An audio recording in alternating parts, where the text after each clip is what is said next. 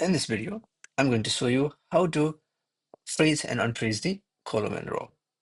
In the Microsoft Excel, when you have lots of data, you have a trouble to find the heading and the row when you explore the lots of data. In the sample, I'm going to show you that in a brief moment. So let's first unfreeze the what I have done before. So as you can move forward and then move in the row, you can see what's the main data over the row. And if you move your cursor upward, you can see what's the heading of that particular item. For example, this is the number we have, but you don't know who is this number belong to. And you have to scroll back to see it's just a bonus. So for that, the Excel has an option. First thing is it has a custom, it has a already made bottom over there. So if you want to freeze the column, you just have to click this bottom and then it will work.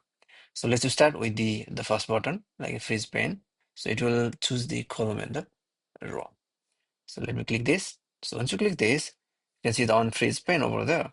And it's been now it freezing here. So everything is freezing over here. So why this is working in different way? The reason is the cursor where you have put. Let me unfreeze this. So now I'm going to put my cursor over here. So it will freeze this part of column and this two part of the row. Let me click over here, and now you can see the column is freeze, and now you can see the row, both rows employee ID and name are the freeze. So for the unfreeze, I have to click over there, it will work. Okay, for the row, so it's only the freeze the top row. So I need to click over here, so you can see the freeze pane. So now you can see it has freeze the column name, address, bonus, overtime. So if you scroll down, you can see the everything on the column side. So the unfreeze, click over there, it will remove. And the same things for the to freeze the row side. Just go over there, click over here, and now you can see the row side is freeze.